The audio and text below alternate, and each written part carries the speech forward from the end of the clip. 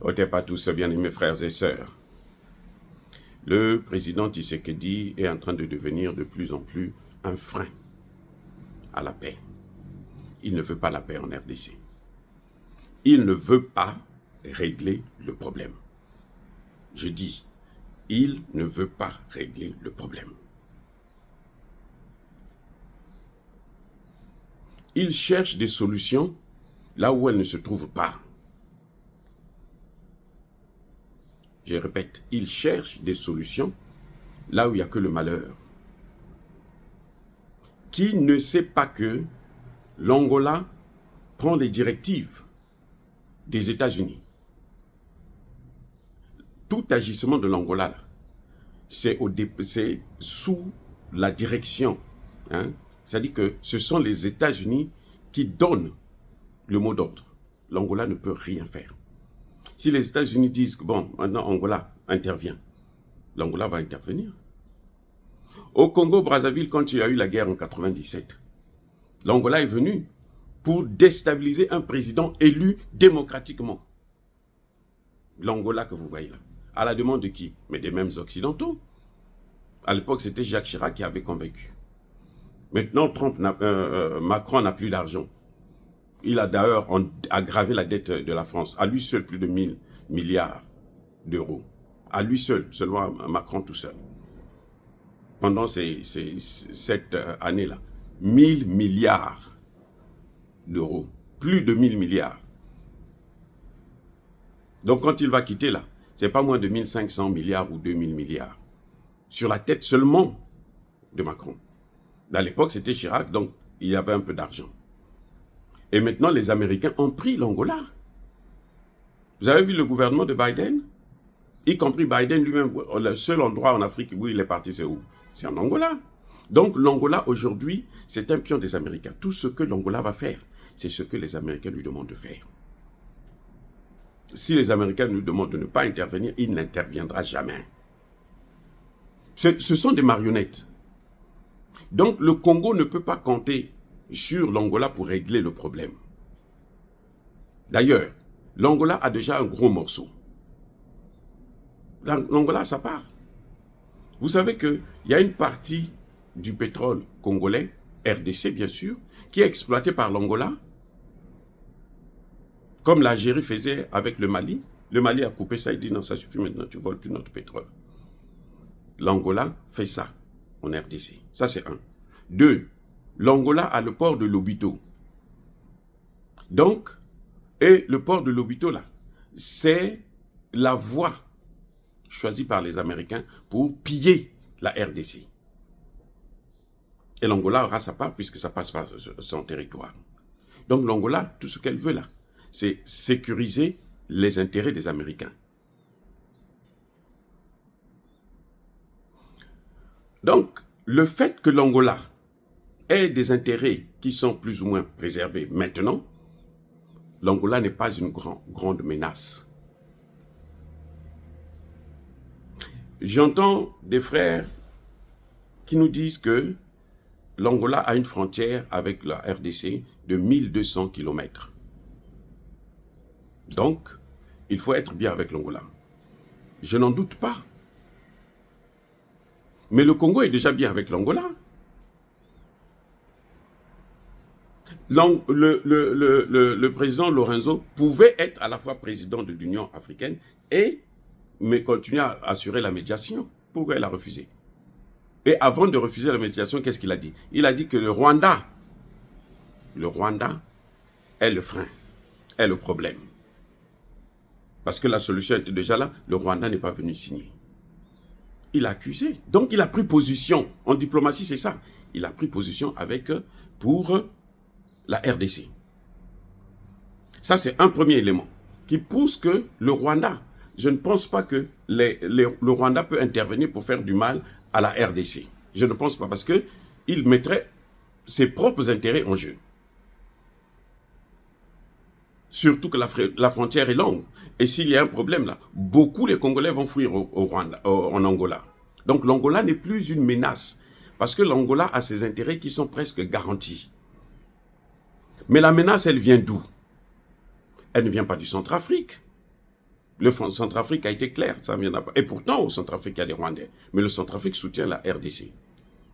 La plus grande menace actuellement de la RDC, en dehors du Rwanda et de l'Ouganda, que Tshisekedi trouve que, bon, ils sont de bons amis, ces militaires trouvent qu'il faut travailler avec eux. Bon. On va voir qu'est-ce que ça va donner.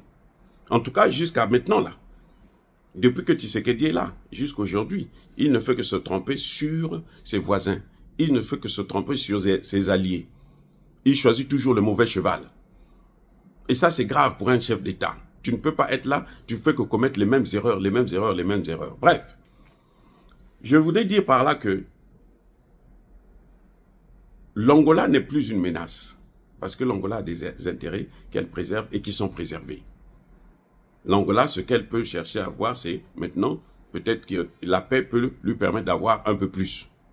Mais Kagame n'a pas la même vision. L'Ouganda n'a pas la même vision. Donc, la grande menace aujourd'hui, elle vient du Congo-Brazzaville. La menace n'est pas la conséquence de la longueur de la frontière que vous avez. Je répète, la menace frontalière n'est pas la conséquence de la longueur de la frontière que vous avez avec un pays, avec votre voisin. Non, c'est pas ça qui caractérise la vraie menace. Sinon, le Rwanda, qui a toute une petite frontière de près de, je sais pas, 200,